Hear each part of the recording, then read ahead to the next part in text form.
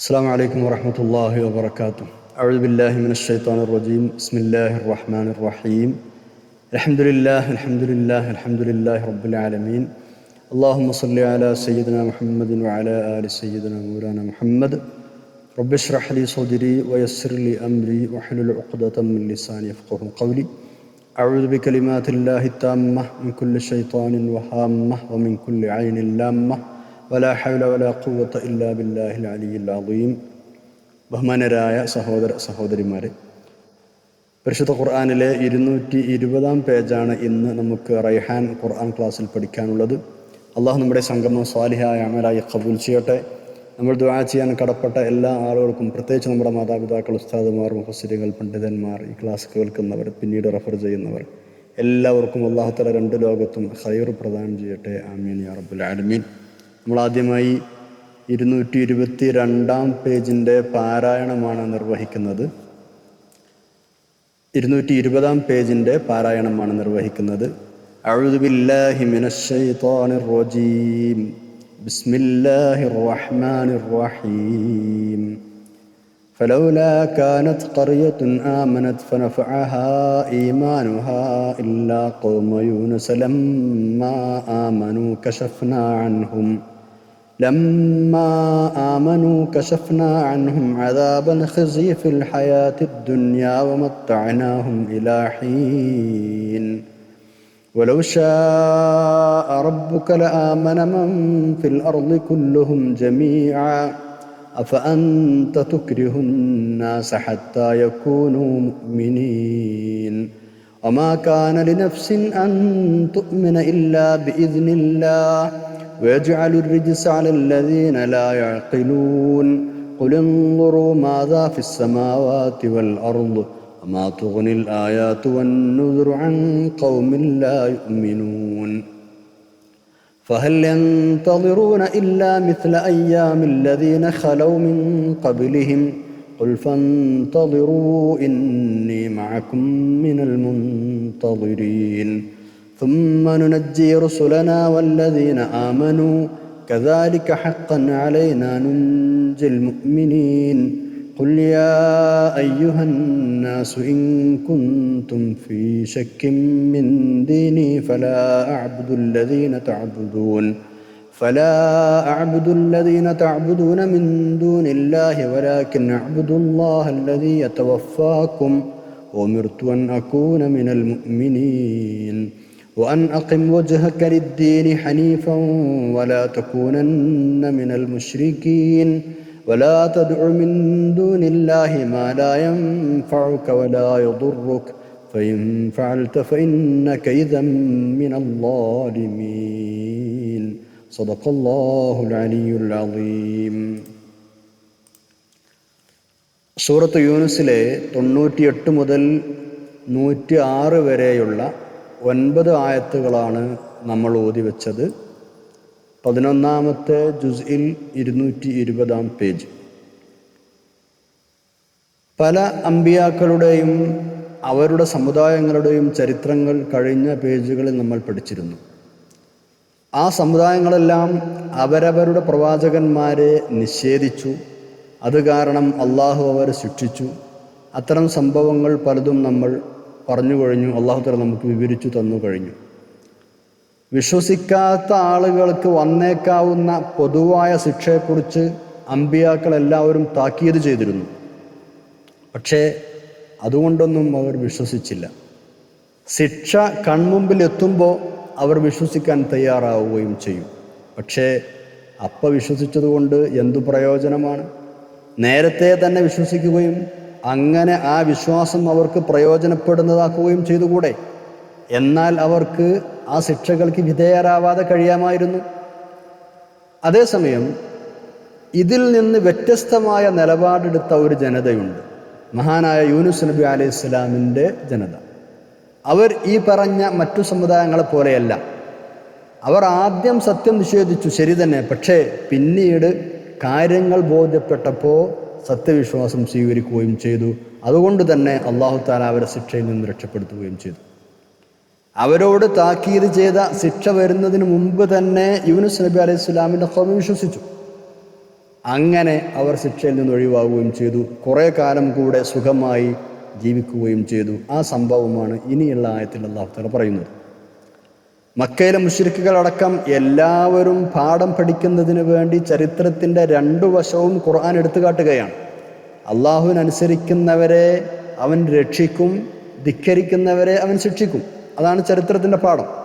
ഇവിടെ നമ്മൾ ചേർത്ത് മനസ്സിലാക്കേണ്ട ഒരു കാര്യം, ഇപ്പോൾ ഇവിടെ നടന്നുകൊണ്ടിരിക്കുന്ന അല്ലെങ്കിൽ അടുത്ത കാലത്തായി സംഭവിച്ച നിരവധി പ്രകൃതി ദുരന്തങ്ങൾ, വലിയ വലിയ വിപത്തുകൾ, ലാൻഡ് സ്ലൈഡുകൾ, ഭൂകമ്പങ്ങൾ, കൊടുങ്കാറ്റുകൾ, മഹാമാരികൾ, ഇതൊക്കെ പലതും അള്ളാഹു ഇതേപോലെ നമ്മളെ ശിക്ഷിക്കുന്നതായിരിക്കാം.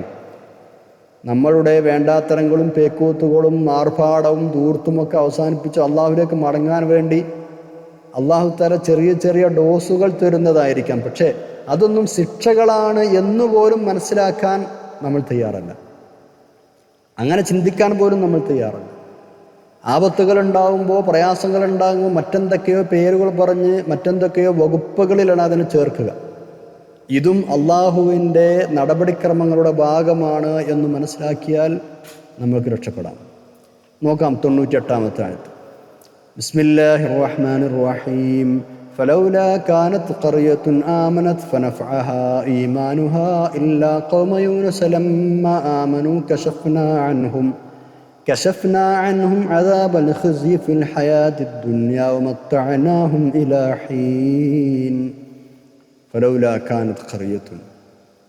എന്നാൽ ഒരു നാട്ടുകാരും ആമനത്ത് എന്തേ വിശ്വസിച്ചില്ല, അങ്ങനെ ഫനഫഅഹ ഈമാനുഹ, അങ്ങനെ അവർക്ക് അവരുടെ ഈമാൻ പ്രയോജനപ്രദമാകുമായിരുന്നല്ലോ. ആമനത്ത് എന്ന് പറഞ്ഞാൽ ശിക്ഷ വരുന്നതിന് മുമ്പ്. ഫലൗലാ കാനത് ഖറിയത്തുൻ ആമനത്ത്, എന്നാൽ ഒരു നാട്ടുകാരും ശിക്ഷ ഇറങ്ങുന്നതിന് മുമ്പ് സത്യവിശ്വാസം വരിച്ചുകൂടായിരുന്നോ? എന്തുകൊണ്ടാണ് വരിക്കാത്തത്? അങ്ങനെ വരിച്ചിരുന്നെങ്കിൽ ഫനഫഅഹ ഈമാനുഹ, അവർക്ക് തങ്ങളുടെ വിശ്വാസം ഉപകാരപ്രദമായിരുന്നു. അപ്പോൾ ഒരു നാട്ടുകാരും ശിക്ഷ ഇറങ്ങുന്നതിന് മുമ്പ് സത്യവിശ്വാസം വരിക്കുകയും അങ്ങനെ തങ്ങളുടെ വിശ്വാസം അവർക്ക് ഉപകാരപ്രദമാവുകയും ചെയ്യാത്തത് എന്തുകൊണ്ടാണ്? ഇല്ലാ ഖൗമ യൂനുസ, യൂനുസ് നബി അലൈഹി ഇസ്ലാമിൻ്റെ സമുദായം ഒഴികെ. അവരെന്താ ചെയ്തത്? ലമ്മ ആമനു, ശിക്ഷ വരുമെന്ന് കണ്ട് ശിക്ഷ വരുന്നതിന് മുമ്പ് അവർ വിശ്വാസം സ്വീകരിച്ചപ്പോൾ കശഫ്നാ അൻഹും, നാം അവരിൽ നിന്ന് ഒഴിവാക്കി കൊടുത്തു അദാബൽ ഖിസി, നിന്ദ്യമായ ശിക്ഷ, ഫിൽ ഹയാത്തി ദുനിയ, ഐഹിക ജീവിതത്തിൽ.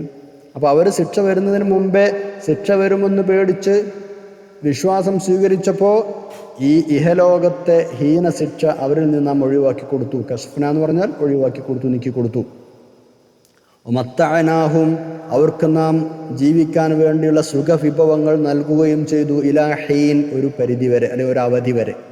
ഇലാഹീൻ എന്ന് പറഞ്ഞാൽ ഒരു അവധി വരെ. അപ്പോൾ ഒരു അവധി വരെ, ഒരു നിശ്ചിത സമയം വരെ അവർക്കിവിടെ ജീവിക്കാനുള്ള എല്ലാ വിഭവങ്ങളും നമ്മൾ നൽകുകയും ചെയ്തു, സുഖമായി ജീവിക്കാൻ സഹായിക്കുകയും ചെയ്തു എന്നർത്ഥം. അപ്പോൾ വന്നെത്താൻ പോകുന്ന ദൈവശിക്ഷ ഭയന്ന് ജനങ്ങൾ എന്തുകൊണ്ട് സത്യവിശ്വാസം സ്വീകരിക്കുന്നില്ല? ഇതാണ് ഈ യാത്ര അല്ലാഹു ചോദിക്കുന്നത്. യൂനുസ് നബി അലൈഹി ഇസ്ലാമിൻ്റെ സമുദായം അങ്ങനെയുള്ള ഒരു ഉന്മൂലനത്തിന് വിധേയരാവേണ്ട ആളുകളായിരുന്നു. പക്ഷേ ഈമാൻ കൈകൊണ്ടതുകൊണ്ട്, അവർ സന്മാർഗനിഷ്ഠരായി തീർന്നതുകൊണ്ട് അവർ രക്ഷപ്പെട്ടു. ചിന്താശീലമുള്ള ആളുകൾ കഴിഞ്ഞുപോയ ഇത്തരം സമൂഹങ്ങളുടെ ദുരന്ത പരിണിതികളിൽ നിന്ന് പാഠം ഉൾക്കൊള്ളുകയല്ലേ വേണ്ടത്. ഫലൗലാ കാനത് ഖറിയത്തുൻ, ലൗല എന്ന ഈ ഒരു പദം ഇത് രണ്ടർത്ഥത്തിന് ഉപയോഗിക്കാറുണ്ട്. ഒന്ന്, ഒരു കാര്യം മുടങ്ങിയതുകൊണ്ട് അതുമായി ബന്ധപ്പെട്ട് നിൽക്കുന്ന മറ്റൊരു കാര്യം മുടങ്ങുക. ആയിരുന്നെങ്കിൽ അത് അങ്ങനെയായിരുന്നു, അപ്പം ഇങ്ങനെ ആകാത്തത് കൊണ്ട് അതിങ്ങനെ ഉണ്ടായില്ല എന്ന് സൂചിപ്പിക്കാൻ വേണ്ടി ലൗല എന്ന് ഉപയോഗിക്കും. അത് ഒരു കാര്യം മുടങ്ങിയത് കൊണ്ട് അതുമായി ബന്ധപ്പെട്ട മറ്റൊരു കാര്യം മുടങ്ങും. രണ്ടാമത്തത് പ്രേരണ നൽകാൻ ഉപയോഗിക്കും. ലൗല, പ്രേരണ നൽകാൻ, അങ്ങനെ ആയിക്കൂടായിരുന്നോ, അങ്ങനെ ചെയ്തുകൂടായിരുന്നോ എന്നർത്ഥത്തിന്. ഈ രണ്ടാമത്തെ അർത്ഥത്തിനാണ് ഈ ആയത്തിൽ ലൗല എന്നത് ഉപയോഗിച്ചത്. മാത്രമല്ല, ഈ ലൗല എന്നതിൻ്റെ സ്ഥാനത്ത് ഹല്ല എന്നൊരു ഖിറാഅത്ത് കൂടെ ഇവിടെ ഉണ്ട് താനും. ചില ഖുർആൻ വ്യാഖ്യാതാക്കൾ ഈ രണ്ടാമത്തെ അർത്ഥം ലൗല പ്രേരണക്കാണ് എന്നതിന് ഉപോത്ബലകമായി പിടിച്ചത് ആ ഖിറാഅത്താണ്. ഹല്ല എന്നതിൻ്റെ അർത്ഥം ഒരു പ്രേരണക്കുള്ള പദമാണ്, അങ്ങനെ ആയിക്കൂടായിരുന്നോ എന്നത്. മഹാനായ യൂനുസ് നബി അലൈഹി ഇസ്ലാമിൻ്റെ ജനതയുടെ കാര്യമാണ് ഈ ആയത്തിൽ പറഞ്ഞത്. ഇറാഖിൻ്റെ വടക്ക് ഭാഗത്ത് മൗസുലിനടുത്തുള്ള നീനവ എന്ന പ്രദേശത്തേക്കാണ് യൂനുസ് നബി അലൈഹി ഇസ്ലാം നിയോഗിക്കപ്പെടുന്നത്. ഒരു പുരാതന സംസ്കാര കേന്ദ്രമായിരുന്നു നീനവ. പണ്ടത്തെ അശ്ശൂർ രാജാക്കളുടെ തലസ്ഥാനം കൂടിയായിരുന്നു അത്. ആ നാട്ടുകാർ ധിക്കാരത്തിൽ മുഴുകി മുന്നോട്ട് പോയപ്പോൾ യൂനുസ് നബി അലൈഹി ഇസ്ലാം അവരാദ്യം ഉപദേശിച്ചു. ഫലമില്ലെന്ന് കണ്ടപ്പോൾ ശിക്ഷയെക്കുറിച്ച് താക്കീത് നൽകി. ശിക്ഷയുടെ മുമ്പായി ഉണ്ടാകുന്ന ചില ലക്ഷണങ്ങൾ അവർക്ക് വിവരിച്ചു കൊടുത്തു. അങ്ങനെ മഹാനവറുകൾ അവിടുന്ന് നാട് വിട്ടുപോവുകയും ചെയ്തു. ഇത്രയുമായപ്പോഴേക്ക് ജനങ്ങൾക്ക് പേടിയായി. നബി സല്ലല്ലാഹു അലൈഹി വസല്ലം യൂനുസ് നബി അലൈഹി സ്വലാം താക്കീത് നൽകിയ ശിക്ഷ വരുമോ എന്നവർ പേടിച്ചു. നബിയെ ഒട്ട് കാണാനുമില്ല, നബി അവിടുന്ന് പോയിട്ടുണ്ടല്ലോ. അങ്ങനെ ആ ഒരവസരത്തിൽ അവരെന്ത് ചെയ്തു? ആത്മാർത്ഥമായി തൗബ ചെയ്തു മടങ്ങി. എല്ലാ ജനങ്ങളും, ആബാലവൃദ്ധം ആളുകളും മൃഗങ്ങളും അടക്കം എല്ലാവരും ഒരു സ്ഥലത്ത് ഒരുമിച്ച് കൂടി അള്ളാഹുവിനോട് പ്രാർത്ഥിക്കുകയും പശ്ചാത്തപിച്ചു മടങ്ങുകയും ചെയ്തു. അവരുടെ അനുസരണരാഹിത്യം ധിക്കാരവും ഒക്കെ ഏറ്റുപറഞ്ഞ് അള്ളാഹുവിലേക്ക് മടങ്ങിയവർ, അങ്ങനെ അള്ളാഹു അവരുടെ ആ തൗബ സ്വീകരിക്കുകയും ശിക്ഷ ഇറക്കാതെ അവരെ രക്ഷപ്പെടുത്തുകയും ചെയ്തു. ഇതാണ് യൂനുസ് നബി അലൈഹി ഇസ്ലാമിൻ്റെ സംഭവത്തിൻ്റെ ചുരുക്കം. അതായത് അള്ളാഹു അവരെ ശിക്ഷയിൽ നിന്ന് ഒഴിവാക്കി എന്നർത്ഥം. ഈ ഒരു വിവരം യൂനുസ് നബി അലൈഹി ഇസ്ലാം പിന്നീട് അറിയുന്നുണ്ട്. അതനുസരിച്ച് അവരുടെ അടുത്തേക്ക് തിരിച്ചു ചെന്നു. പിന്നെ അവർ ആ പ്രവാചകരിൽ വിശ്വസിച്ചു. അതും ഖുർആൻ വേറൊരു സ്ഥലത്ത് പറയുന്നുണ്ട്. യൂനുസ് നബി അലൈഹി ഇസ്ലാമിൻ്റെ ചരിത്രം വിശദമായി മറ്റ് പലയിടത്തും പറഞ്ഞിട്ടുണ്ട്. മീൻ വിഴുങ്ങിയ കഥയും ഒക്കെ അല്ലേ, നമ്മൾ പലപ്പോഴും അത് സൂചിപ്പിച്ചിട്ടുമുണ്ട്. അതേസമയം ഈസാ നബി അലൈഹി ഇസ്ലാം വരുന്നതിൻ്റെ ഏകദേശം 7 നൂറ്റാണ്ട് മുമ്പ് ഈ ജനത വീണ്ടും ധിക്കാരത്തിൽ മുഴുകിയത്രേ. അവരാദ്യം നല്ല ആളുകളായി യൂനുസ് നബി അലൈഹി ഇസ്ലാമിനെ വിശ്വസിച്ചു. അവർക്ക് ശിക്ഷ അല്ലാത്തവർ ഒഴിവാക്കി കൊടുത്തു. പിന്നെ കാലക്രമേണ ഈസാ നബി അലൈഹി ഇസ്ലാം വരുന്നതിൻ്റെ ഏകദേശം 7 നൂറ്റാണ്ടുകൾക്ക് മുമ്പ് ആ ജനത വീണ്ടും ധിക്കാരത്തിലേക്ക് കൂപ്പുകുത്തി എന്നാണ്. അതോടെ അവരുടെ നാശത്തിന് തുടക്കം കുറിക്കുകയും ചെയ്തു. ബാബിലോണിയക്കാരായ ആളുകൾ അവരെ ആക്രമിച്ചു. അതോടൊപ്പം തന്നെ യൂഫ്രട്ടീസ് നദിയിൽ ഒരു വലിയ വെള്ളപ്പൊക്കമുണ്ടായി. ഇങ്ങനെയൊക്കെ ആയപ്പോഴേക്ക് ആ പട്ടണം തന്നെ നാമാവശേഷമായി എന്നാണ് ചരിത്രം പറയുന്നത്. ഇനി നമുക്ക് 99-ാമത്തെ ആയത്തിലേക്ക് കടക്കാം. അള്ളാഹുവിൻ്റെ ഉദ്ദേശം അനുസരിച്ച് തന്നെയാണ് നമ്മൾ ഇപ്പറഞ്ഞ ഇത്തരം കാര്യങ്ങളും പ്രപഞ്ചത്തിലെ മറ്റെല്ലാ കാര്യങ്ങളും നടക്കുന്നത്. സത്യനിഷേധികളുടെ ധിക്കാരവും പ്രവാചകന്മാരെ അവഹേളിക്കുന്നതുമൊക്കെ നടക്കുന്നതും അള്ളാഹുവിൻ്റെ മുൻനിശ്ചയ പ്രകാരം തന്നെയാണ്. ഖദാ ഖദർ എന്ന് പറഞ്ഞാൽ അങ്ങനെയാണ് വിശ്വാസം അല്ലേ. അപ്പം അങ്ങനെ നോക്കുമ്പോൾ ഈ ലോകത്തുള്ള ആളുകളെല്ലാം സത്യവിശ്വാസം സ്വീകരിക്കണമെന്നാണ് അള്ളാഹു ഉദ്ദേശിച്ചിരുന്നതെങ്കിൽ അതും നടക്കുമായിരുന്നു. പക്ഷെ അള്ളാഹുത്തആല അങ്ങനെ ഉദ്ദേശിച്ചിട്ടില്ല. ഒന്നൊഴിയാതെ എല്ലാ മനുഷ്യരും മലക്കുകളെ പോലെ പ്രകൃതിയാ തന്നെ മുഅ്മിനീങ്ങളായിരിക്കണമെന്ന് അള്ളാഹുത്തആല ഉദ്ദേശിച്ചിട്ടില്ല. അങ്ങനെ ഉദ്ദേശിച്ചിരുന്നുവെങ്കിൽ അങ്ങനെ തന്നെ സംഭവിക്കുമായിരുന്നു. പിന്നെന്താ റബ്ബ് ചെയ്തത്? എല്ലാവർക്കും വിവേചന ബുദ്ധി കൊടുത്തു, വിശേഷ ബുദ്ധി കൊടുത്തു, നന്മയും തിന്മയും പറഞ്ഞു കൊടുത്തു, അത് തിരിച്ചറിയാനുള്ള ബുദ്ധി കൊടുത്തു, നന്മ തിരഞ്ഞെടുക്കാനുള്ള അഭിപ്രായ സ്വാതന്ത്ര്യം നൽകി, തിന്മയിൽ നിന്ന് വിട്ടുനിൽക്കണമെന്ന് ഉപദേശിച്ചു. ഈ ഒരു പ്രകൃതി വിശേഷമാണ് മനുഷ്യൻ അല്ലാഹു നൽകിയിരിക്കുന്നത്. അതിൻ്റെ പിന്നിൽ കുറേ ഹിക്മത്തുകളും ലക്ഷ്യങ്ങളൊക്കെ ഉണ്ടാവാം. അതുകൊണ്ട് തന്നെ ഇങ്ങനൊരു വിശേഷ ബുദ്ധി കൊടുത്തുകൊണ്ട് തന്നെ അവർ ഉപദേശിക്കുകയാണ് അല്ലാഹു തആല അവൻ്റെ ദൂതന്മാരിലൂടെ ചെയ്തത്. ആ ഉപദേശിക്കാനേ ദൂതന്മാർക്ക് കഴിയും. അങ്ങനെ ഉപദേശം നൽകാനല്ലാതെ ആരെയും നിർബന്ധിപ്പിച്ച് വിശ്വസിപ്പിക്കാൻ പ്രവാചകന്മാർക്ക് കഴിയോ? ഇല്ലല്ലോ. നബിയെ സ്വല്ലല്ലാഹു അലൈഹി വസല്ലം താങ്കൾക്കും അതിന് കഴിയില്ല എന്നാണ് അല്ലാഹു തആല അടുത്ത ആയത്തിൽ പറയുന്നത്. അതായത് ആരെയും സത്യവിശ്വാസവും നേർമാർഗവും സ്വീകരിക്കാൻ നിർബന്ധിക്കേണ്ടതില്ല, അതിന് കഴിയുകയുമില്ല. അവർക്കെന്ത് ചെയ്യുക? നല്ലതില്ലാന്ന് പറഞ്ഞു കൊടുക്കുക, മോശമായ വഴി ഉണ്ടാന്ന് പറഞ്ഞു കൊടുക്കുക, വേണ്ടുന്ന ഉപദേശം നൽകുക. ഇത് മാത്രമേ നബി സല്ലല്ലാഹു അലൈഹി വസല്ലം തങ്ങളും മറ്റു അമ്പിയാക്കളും ചെയ്യേണ്ടതുള്ളൂ. എന്നിട്ട് അവർ വിശ്വസിക്കുകയാണെങ്കിൽ വിശ്വസിച്ചു കൊള്ളട്ടെ, അല്ലാത്തവർ അവിശ്വസിക്കട്ടെ അല്ലേ. ഇതാണ് 99-ൽ അല്ലാഹു തആല പറയുന്നത്. ബിസ്മില്ലാഹിർ റഹ്മാനിർ റഹീം. വലൗ ശാഅ റബ്ബുക ലആമന മൻ ഫിൽ അർളി കുല്ലുഹും ജമീഅ അഫഅൻത തുക്രിഹുൻ നാസ ഹത്താ യകൂനൂ മുഅ്മിനീൻ. വലൗ ശാഅ റബ്ബുക, അങ്ങയുടെ രക്ഷിതാവ് ഉദ്ദേശിക്കുന്ന പക്ഷം, ലആമന മൻ ഫിൽ അർളി കുല്ലുഹും ജമീഅ, ഭൂമിയിലുള്ളവരെല്ലാം ഒന്നടങ്കം സത്യവിശ്വാസം സ്വീകരിക്കുമായിരുന്നു.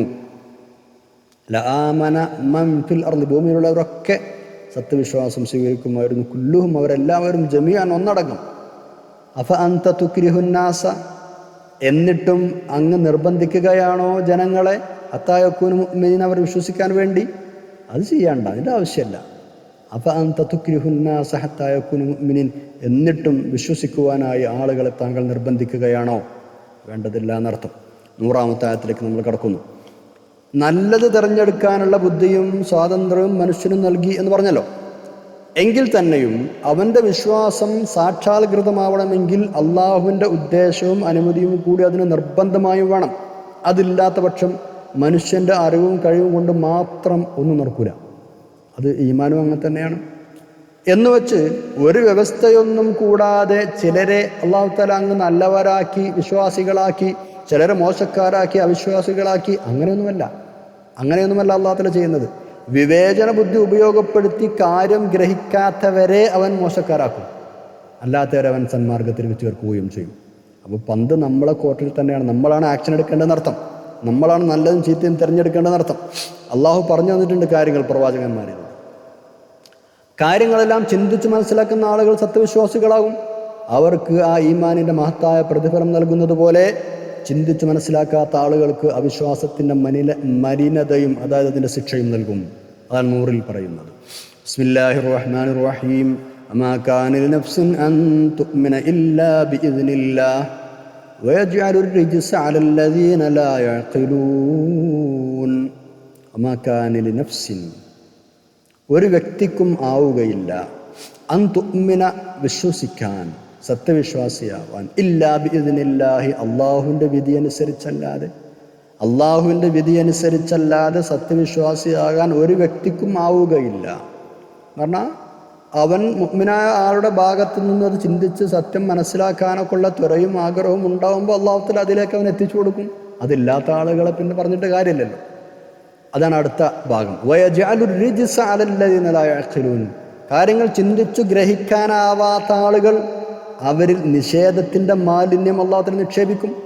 വയജ്അലു, അവനാക്കും, അർരിജ്സ മാലിന്യം, ആരുടെ മേൽ? അലല്ലദീന ലാ യഅഖിലൂൻ, കാര്യങ്ങളൊന്നും ചിന്തിച്ച് മനസ്സിലാക്കാൻ തയ്യാറില്ലാത്ത നിഷേധികളുടെ മേൽ. എന്ന് പറഞ്ഞാൽ മാലിന്യമാക്കും എന്ന് പറഞ്ഞാൽ ഇവിടെ റിജ്സ് എന്നതുകൊണ്ട് ഉദ്ദേശം ശിക്ഷയാണ് എന്ന് മുഫസ്സിറുകൾ രേഖപ്പെടുത്തിയിട്ടുണ്ട്. റിജ്സ് എന്ന് പറഞ്ഞാൽ, മാലിന്യം എന്ന് പറഞ്ഞാൽ ശിക്ഷയെക്കുറിച്ച്, കാഫിറുകൾക്ക് ലഭിക്കുന്ന ശിക്ഷയെക്കുറിച്ച്. അതായത് ചിന്തിച്ച് സത്യം മനസ്സിലാക്കാത്തവരെ അവൻ ശിക്ഷിക്കും എന്ന് സാരം. റിജ്സ് എന്ന് പറഞ്ഞാൽ വാക്കർത്ഥം മാലിന്യം എന്ന്. അപ്പോൾ ജനങ്ങൾ സത്യവിശ്വാസം സ്വീകരിക്കാതെ മാറി നിൽക്കുന്നത് കാണുമ്പോൾ വല്ലാതെ സങ്കടപ്പെട്ടിരുന്നു നബി സല്ലല്ലാഹു അലൈഹി വസല്ലം തങ്ങൾ. അവിടത്തെ സമാധാനിപ്പിക്കുകയാണ്, ആശ്വസിപ്പിക്കുകയാണ് അല്ലാഹു തആല ഇതിലൂടെയൊക്കെ ചെയ്യുന്നത്.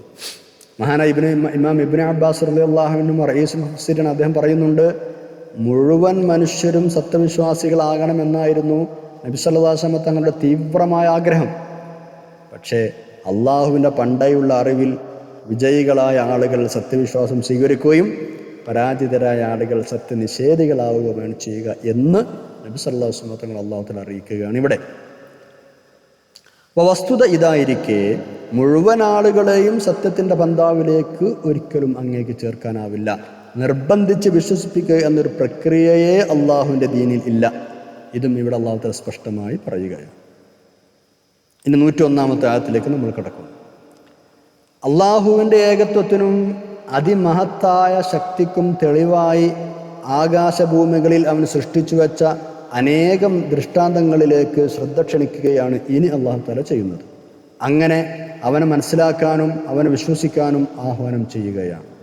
എണ്ണിക്കണക്കാക്കാൻ കഴിയാത്തത്ര നക്ഷത്രങ്ങളുണ്ട്, ഗോളങ്ങളുണ്ട്, സൂര്യചന്ദ്രന്മാരുണ്ട്.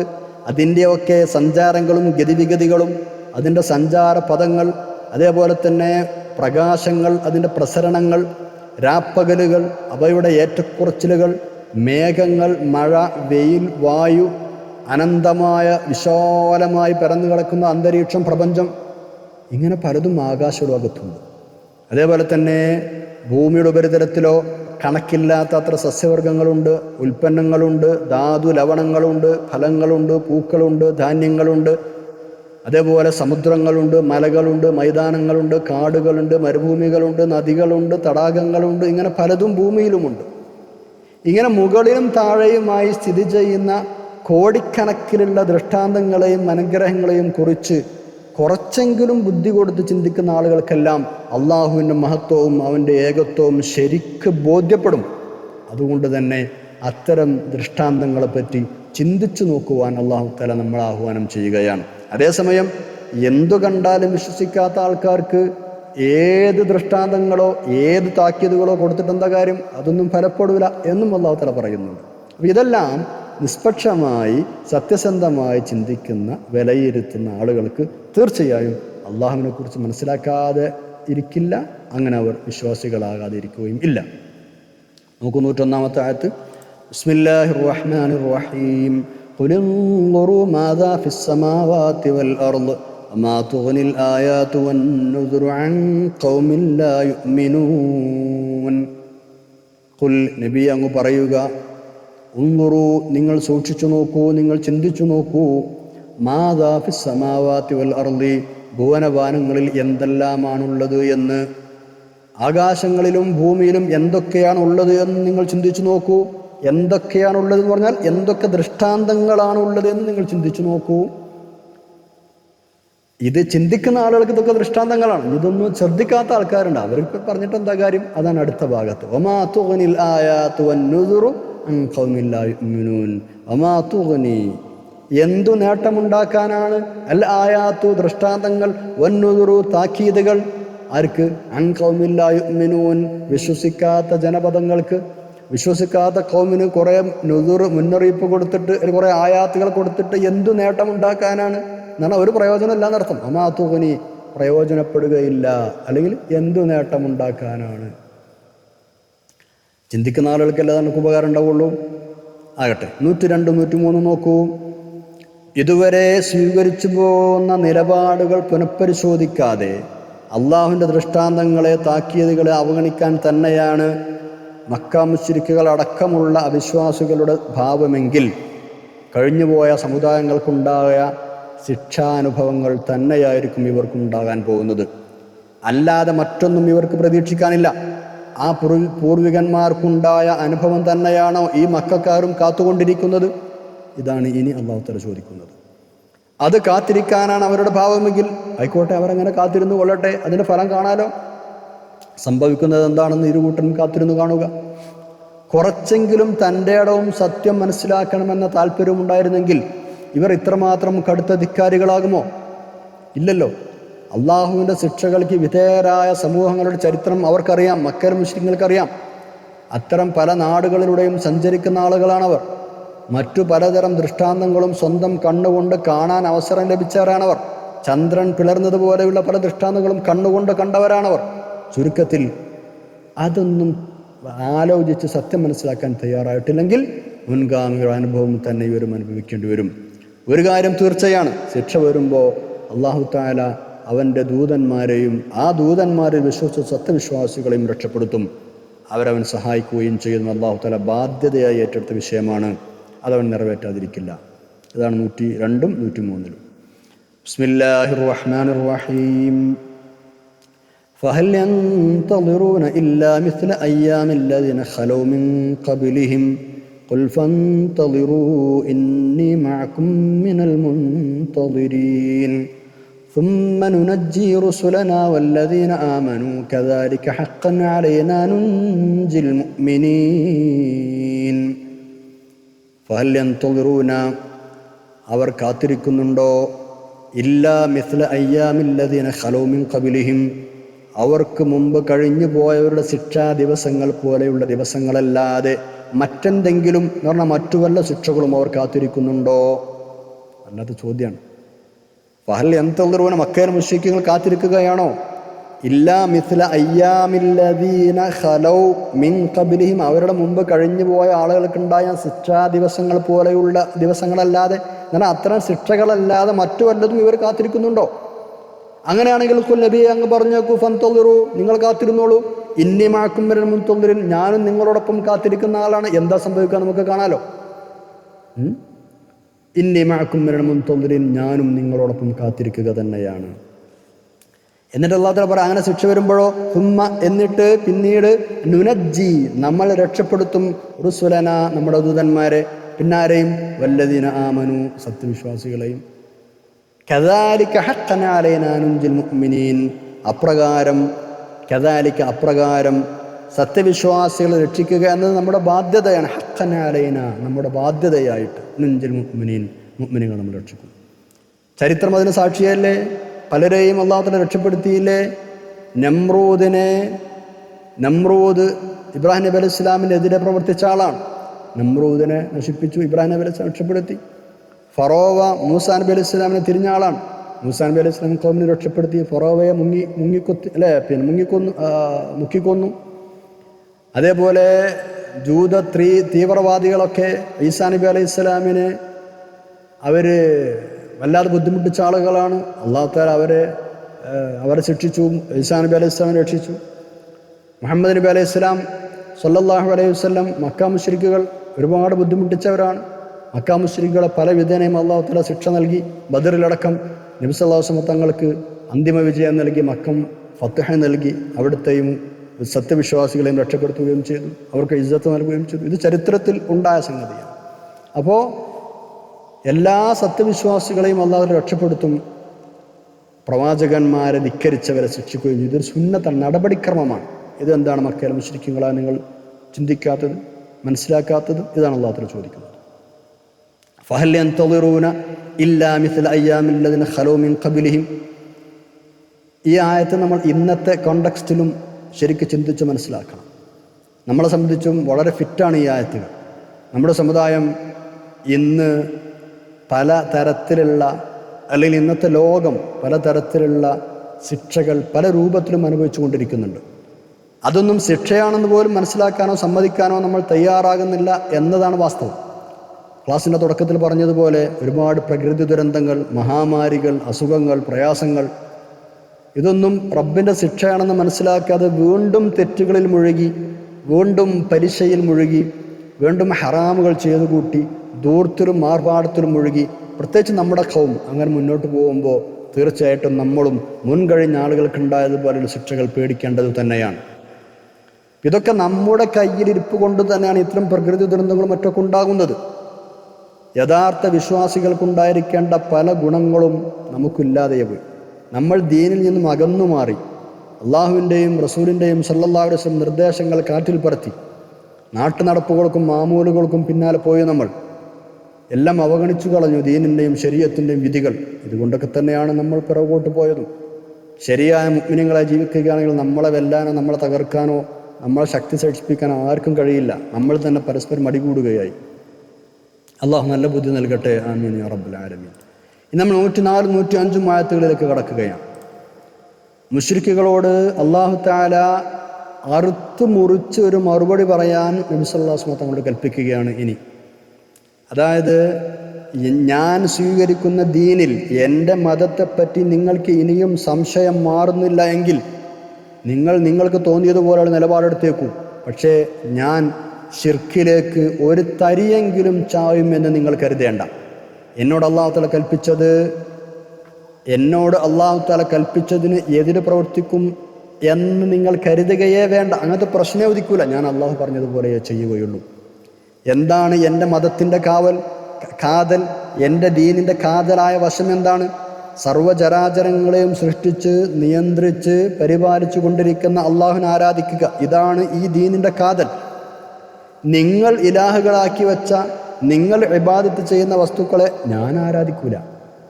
കാരണം അവർക്ക് സ്വന്തമായ ഉപകാരമോ ഉപദ്രവമോ ചെയ്യാൻ കഴിയില്ലല്ലോ. ഞാൻ കൽപ്പിക്കപ്പെട്ടിരിക്കുന്നത് എന്തിനാണ്? നമ്മളെയൊക്കെ പഠിച്ചു പരിപാലിക്കുന്ന അള്ളാഹുവിൽ യഥാർത്ഥ വിശ്വാസം കൈക്കൊള്ളാനാണ്. ഋജുമാനസനായി അങ്ങോട്ടും ഇങ്ങോട്ടും ചെരിയാതെ ഈ മതത്തിൽ തന്നെ ഉറച്ചു നിൽക്കാനാണ്. ബഹുദൈവ വിശ്വാസികളിൽ ഒരിക്കലും പെട്ടുപോകാതിരിക്കാനാണ്. ഇതിനൊക്കെയാണ് ഞാൻ കൽപ്പിക്കപ്പെട്ടിട്ടുള്ളത്. ഇതാണ് എൻ്റെ ദീൻ. ഞാൻ അതിനനുസരിച്ച് മുന്നോട്ട് പോകും. ഞാൻ പറഞ്ഞതിൽ ഇനിയും നിങ്ങൾക്ക് സംശയമാണെങ്കിൽ നിങ്ങൾക്ക് നിങ്ങളുടെ നിലപാടെടുക്കാം. എൻ്റെ വിശ്വാസം ശരിയാണ്. എൻ്റെ നിലപാട് യുക്തിഭദ്രമാണ്. സർവശക്തനായ അജയ്യനായ അള്ളാഹു എൻ്റെ ആരാധ്യനാണ്. അവൻ എനിക്ക് നിശ്ചയിച്ചിരുന്ന മതമായ ഇസ്ലാം എൻ്റെ മതവുമാണ്. നിങ്ങൾക്ക് ഇഷ്ടംപോലെ ചെയ്യാം. ഇതാണ് അല്ലാഹു തആല മറുപടി പറയാൻ പറയുന്നത്. നോക്കൂ 104, 105. ബിസ്മില്ലാഹിർ റഹ്മാനിർ റഹീം. ഖുൽ യാ അയ്യുഹന്നാസു ഇൻ കുൻതും ഫീ ശക്കിൻ മിൻ ദീനി فلا أعبد الذين تعبدون من دون الله ولكن أعبد الله الذي يتوفاكم وأمرت أن أكون من المؤمنين وأن أقم وجهك للدين حنيفا ولا تكونن من المشركين قل നബി അങ്ങ് പറഞ്ഞേക്കൂ യാ അയ്യുഹന്നാസ് അല്ലയോ ജനങ്ങളെ ഇൻ കുൻതും ഫീ ശക്കിൻ മിൻ ദീനി നിങ്ങൾ എൻ്റെ മതത്തെപ്പറ്റി സംശയാലുക്കളാണെങ്കിൽ ഇൻ കുൻതും ഫീ ശക്കിൻ നിങ്ങൾ സംശയത്തിലാണെങ്കിൽ മിൻ ദീനി എൻ്റെ മതത്തെക്കുറിച്ച് ഞാൻ ഒരു കാര്യം പറയട്ടെ, നിങ്ങൾക്ക് സംശയമാണെങ്കിൽ ഇനി നിങ്ങൾക്ക് നിങ്ങൾ നിലപാടെടുക്കാം. പക്ഷെ ഞാനൊരിക്കലും നിങ്ങളെടുക്കാൻ വരില്ല. നിങ്ങൾ ആരാധിക്കുന്നത് ഞാൻ ആരാധിക്കൂല. നിങ്ങൾക്ക് എൻ്റെ ദീനിൽ സംശയമുണ്ടെങ്കിൽ ഞാൻ മുറുകെ പിടിക്കുന്ന നിലപാട് ഞാൻ പറയാൻ പോകുന്നത് എന്താ? ഫലാ അഅ്ബുദുല്ലദീന തഅ്ബുദൂന മിൻ ദൂനില്ല. അള്ളാഹുവിനെ കൂടെ നിങ്ങൾ ആരാധിക്കുന്ന സംഗതികളെ ഞാൻ ആരാധിക്കുകയേ ഇല്ല. ഫലാ അഅ്ബുദു ഞാൻ ആരാധിക്കുകയില്ല അല്ലദീന തഅ്ബുദൂന മിൻ ദൂനില്ല, അള്ളാഹുവിനെ കൂടെ നിങ്ങൾ ആരാധിക്കുന്നവയെ. പിന്നെയോ വലാക്കിൻ പക്ഷേ അഅ്ബുദുല്ലാഹ് ഞാൻ അള്ളാഹുവിനെയാണ് ആരാധിക്കുന്നത്. ഏതാണ് അള്ളാഹു? അല്ലദീ യതവഫാക്കും നിങ്ങളെ മരിപ്പിക്കുന്ന അള്ളാഹുവിനെ ഞാൻ ആരാധിക്കുന്നത്. ഉമിർത്തു ഞാൻ കൽപ്പിക്കപ്പെട്ടിരിക്കുന്നു അൻ അകൂന മിനൽ മുഅ്മിനീൻ സത്യവിശ്വാസികളിൽ തന്നെ ആയിരിക്കണമെന്ന് ആ കൽപ്പന എന്ന് പറഞ്ഞു. അതേപോലെ തന്നെ പിന്നെന്തിനും കൽപ്പിക്കപ്പെട്ടിരിക്കുന്നു വ അൻ അഖിം വജ്ഹക അങ്ങയുടെ മുഖം തിരിക്കണമെന്നും ലിദ്ദീനി മതത്തിൻ്റെ ഭാഗത്തേക്ക് ഹനീഫൻ ഋജുമാനസനായി വ അൻ അഖിം വജ്ഹക ലിദ്ദീനി ഹനീഫൻ ഋജുമാനസനായി മതത്തിലേക്ക് മുഖം തിരിക്കണമെന്നും എന്നോട് കൽപ്പിക്കപ്പെട്ടിരിക്കുന്നു എന്ന് പറഞ്ഞാൽ ഒരിക്കലും അങ്ങോട്ടോ ഇങ്ങോട്ടോ ചായാതെ മതത്തിൽ നേരെ ഉറച്ച് നേരെ ചൊവ്വേ നിൽക്കുക. അതിനാണ് ഹനീഫൻ എന്ന് പറയുക. ഓക്കെ, മതത്തിനു നേരെ അങ്ങയുടെ മുഖം തിരിക്കണം എന്ന് പറഞ്ഞാൽ ശരിക്കും മതത്തിൽ ദീനിൽ അടിയുറച്ച് നിൽക്കണമെന്നർത്ഥം. അപ്പുറം ഇപ്പുറം ചായാതെ നേരെ ചൊവ്വേ നിലകൊള്ളണം. പിന്നെ എന്തിനും കൽപ്പിക്കപ്പെട്ടിരിക്കുന്നു വലാ തകൂനന്ന മിനൽ മുശ്രിക്കീൻ അങ്ങ് ഒരിക്കലും മുശ്രിക്കീങ്ങളുടെ കൂട്ടത്തിൽ അവിശ്വാസികളിൽ ബഹുദൈവ വിശ്വാസികളിൽ പെട്ടുപോകരുത് എന്നും എന്നോട് കൽപ്പിക്കപ്പെട്ടിരിക്കുന്നു. വ ഉമിർത്തു അൻ അകൂന മിനൽ മുഅ്മിനീന വ അൻ അഖിം വജ്ഹക ലിദ്ദീനി ഹനീഫൻ വലാ തകൂന മിനൽ മുശ്രിക്കീൻ. ഈ മൂന്ന് കാര്യം എന്നോട് അല്ലാഹു തആല കൽപ്പിച്ചിട്ടുണ്ട് എന്നർത്ഥം. വാൻ അഖിൽ വജ്ഹക ലിദ്ദീനി ഹനീഫ എന്ന് പറഞ്ഞാൽ താങ്കളുടെ ദേഹത്തെ മറ്റു ഭാഗങ്ങളിൽ നിന്നെല്ലാം അകറ്റി ഈ മതത്തിൻ്റെ നേരെ തിരിച്ചു നിർത്തണം. അതാണ് ഹനീഫൻ എന്നതിന് ആശയം. എന്ന് പറഞ്ഞാൽ മതത്തിലേക്ക് മുഖം തിരിക്കുക എന്ന് പറഞ്ഞാൽ മതം മുറുകെ പിടിച്ച് ജീവിക്കുക എന്നർത്ഥം. ഇവിടെ അഭിസംബോധനകൾ നബി സല്ലല്ലാഹു അലൈഹി വസല്ലം തങ്ങളോടാണ്, പക്ഷേ കൽപ്പന ഉദ്ദേശം നമ്മളൊക്കെയാണ്, നമ്മളൊക്കെ അതിന് ബാധ്യസ്ഥരാണ് എന്നർത്ഥം. 104-ാം ആയത്തിൽ അല്ലാഹു തആല പ്രത്യേകമായൊരു ശൈലി സ്വീകരിച്ചിട്ടുണ്ട്. വലാകിൻ അഅ്ബുദുല്ലാഹല്ലദീ യതവഫാക്കും ഞാൻ ആരാധിക്കുന്ന അള്ളാഹു നിങ്ങളെ മരിപ്പിക്കുന്ന അള്ളാഹുവാണ്. അത് ശ്രദ്ധിക്കണം ആ പരാമർശം. ശരിക്കും ഒരു താക്കീത് കൂടെ ആ പ്രയോഗത്തിലുണ്ട്. മുശ്രിക്കുകളോട് പറയണേ നിങ്ങളെ മരിപ്പിക്കുന്ന അള്ളാഹുവിനാണ് ഞാൻ ആരാധിക്കുന്നത്. അപ്പോൾ ഈ ശിർക്കിൻ്റെ മതം സ്വീകരിച്ചതിൻ്റെ ഫലമെല്ലാം നിങ്ങൾ മരണപ്പെട്ട് അള്ളാഹു നിങ്ങളെ മരിപ്പിക്കുമ്പോൾ നിങ്ങളങ്ങനെ മരണപ്പെട്ട് റബ്ബിൻ്റെ അടുത്ത് ചെല്ലുമ്പോൾ കാണാം എന്നൊരു താക്കീതാണ് ആ പദത്തിലുള്ളത്, ആ പ്രയോഗത്തിലുള്ളത്. അതുപോലെ തന്നെ നബി സല്ലല്ലാഹു അലൈഹി വസല്ലം ദീനിനെ കുറിച്ച് ഓരോ സംശയത്തിനും അവകാശമില്ല എന്നാണല്ലോ ഇവിടെ പറഞ്ഞത്. ഇവിടെ നിന്ന് മറ്റൊരു കാര്യം കൂടി മനസ്സിലാക്കാം. അതായത് ഇമാം ത്വബരി റഹ്മത്തുള്ളാഹി അലൈഹി രേഖപ്പെടുത്തിയതുപോലെ എൻ്റെ മതത്തിൽ നിങ്ങൾ സംശയിക്കേണ്ട കാര്യമേ ഇല്ല. നേരെ മറിച്ച് ഒരു കാര്യവും മനസ്സിലാക്കാൻ കഴിയാത്ത, ഉപകാരമോ ഉപദ്രവമോ ചെയ്യാൻ കഴിയാത്ത ബിംബങ്ങളെ ആരാധിക്കുന്ന നിങ്ങളുടെ മതത്തെക്കുറിച്ചാണ് നിങ്ങൾ സംശയിക്കേണ്ടത്. ഞാൻ ആരാധിക്കുന്ന എൻ്റെ ഇലാഹ് സൃഷ്ടികളെയെല്ലാം മരിപ്പിക്കുന്ന ആളാണ്. ആ സൃഷ്ടികൾക്ക് ഉപകാരമോ ഉപദ്രവമോ ഒക്കെ ഉണ്ടാകുന്നതും ആ ഇലാഹിൻ്റെ വേണ്ടുകയും തീരുമാനവും കൊണ്ട് മാത്രമാണ്. പക്ഷെ നിങ്ങൾ ആരാധിക്കുന്ന ബിംബങ്ങൾക്ക് അങ്ങനെ വല്ല ക്വാളിറ്റിയും പറയാനുണ്ടോ? ഇല്ല. അതുകൊണ്ട് ഞാൻ എൻ്റെ റബ്ബിനെ മാത്രമേ ആരാധിക്കുകയുള്ളൂ, നിങ്ങൾ ആരാധിക്കുന്നതിലേക്കൊന്നും എന്നെ കിട്ടുകയില്ല. 106-ാമത്തെ ആയത്ത് നോക്കാം. അള്ളാഹുവിനെ അല്ലാതെ ആരാധിക്കരുത് എന്ന് പറയുന്നതിൻ്റെ കാരണം എന്താണ്? അതാണ് ഇനി പറയുന്നത്. ബഹുദൈവ വിശ്വാസത്തിൻ്റെയും ബിംബാരാധനയുടെയും യുക്തിരാഹിത്യവും ബുദ്ധിശൂന്യതയും പല തവണ പല സ്ഥലത്തും ഖുർആൻ എടുത്തു കാട്ടിയിട്ടുണ്ട്. ഇനിയും അള്ളാഹു തആല വിവരിക്കുകയാണ്. അള്ളാഹുവിൻ്റെ പടപ്പുകളിൽ അത്യുത്തമനായ വിശേഷബുദ്ധിയുള്ള മനുഷ്യൻ ഈ ശിർക്ക് എന്ന അവിവേകം തുടരുന്നു എങ്കിൽ വീണ്ടും വീണ്ടും അത് പറഞ്ഞു മനസ്സിലാക്കി കൊടുക്കുകയല്ലാതെ വേറെന്ത് ചെയ്യാനാണ്? അതായത് നിരവധി പ്രത്യേകമായ കഴിവുകളുള്ള മനുഷ്യൻ ആരെയെങ്കിലും ദൈവമാക്കുന്നുവെങ്കിൽ ചുരുങ്ങിയത് അവനേക്കാൾ യോഗ്യതയും കഴിവും ആ ദൈവത്തിനുണ്ടാവേണ്ടേ? എന്നാൽ ഇവിടെ എന്താ സംഭവിക്കുന്നത്? ദൈവത്തെ ഉണ്ടാക്കുന്നത് തന്നെ മനുഷ്യനാണ്. കല്ലോ മണ്ണോ ലോഹമോ ഉപയോഗിച്ചാണ് ഈ ആരാധകനാണ് ഈ ദൈവത്തെ ഉണ്ടാക്കുന്നത്. കല്ലും മണ്ണൊക്കെ ഉപയോഗിച്ചിട്ട് ഈ ആരാധകനാണ് ആരാധ്യനായ ഈ ബിംബത്തെ ഉണ്ടാക്കുന്നത്. ഇവിടെ ആരാധകൻ സ്രഷ്ടാവും ആരാധ്യൻ സൃഷ്ടിയുമായി തീരുന്ന വിരോധാഭാസമാണ് സംഭവിക്കുന്നത്. തിരിച്ചാണല്ലോ വേണ്ടത്. സാമാന്യ ബുദ്ധി കൊണ്ട് ചിന്തിച്ചതൊക്കെ മനസ്സിലാവുന്ന കാര്യമാണല്ലോ. എന്ന് മാത്രമല്ല, ഈ ആരാധിക്കുന്ന ആൾക്ക് എന്തെങ്കിലും ഗുണം ചെയ്യാൻ ഈ ദൈവത്തിന് കഴിയോ? ഇല്ല. ആ ഉണ്ടാക്കി വെച്ച ബിംബങ്ങളുടെ മേൽ വല്ല വൃത്തികേടോ ചെളിയോ പുരണ്ടാൽ പോലും അത് വൃത്തിയാക്കി കൊടുക്കേണ്ടത് ഈ ആരാധകൻ തന്നെയല്ലേ? ഇവർ ഈച്ചിരുന്നാൽ പോലും ആട്ടം കഴിയോ? ആ ബിംബത്തിന് ഇല്ലല്ലോ. സ്വയം വൃത്തിയാക്കാൻ കഴിയോ? ഇല്ല. അപ്പം ഇതൊക്കെ മനുഷ്യന്മാർക്ക് ചിന്തിച്ചുകൂടെ? ഇതാണ് 106 അല്ലാഹു തആല പറയുന്നത്. ബിസ്മില്ലാഹിർ റഹ്മാനിർ റഹീം. വലാ തദ്ഉ മിൻ ദൂനില്ലാഹി മാ ലാ യൻഫഉക വലാ യദുറുക ഫഇൻ ഫഅൽത ഫഇന്നക ഇദൻ മിനൽ ളാലിമീൻ. വലാ തദ്ഉ, അങ്ങ് ആരാധിക്കരുത്, മിൻ ദൂനില്ലാഹി, അല്ലാഹുവിനെ കൂടാതെ, മാ ലാ യൻഫഉക, അങ്ങേക്ക് ഉപകാരം ചെയ്യാത്ത, വലാ യദുറുക, ഉപദ്രവം ചെയ്യാത്ത. അപ്പോൾ അല്ലാഹുവിനെ കൂടാതെ താങ്കൾക്ക് ഉപകാരമോ ഉപദ്രവമോ ചെയ്യാത്തവയെ താങ്കൾ ആരാധിക്കരുത്. ഫഇൻ ഫഅൽത, അങ്ങനെ താങ്കൾ ചെയ്യുകയാണെങ്കിൽ, ഫഇന്നക ഇദൻ മിനൽ ളാലിമീൻ, അന്നേരം അങ്ങ് അക്രമികളിൽ ഉൾപ്പെട്ടു പോവുക തന്നെ ചെയ്യും. ഇതാണ് നബി സല്ലല്ലാഹു അലൈഹി വസല്ലം അല്ലാഹു തആല പറയുന്നത്.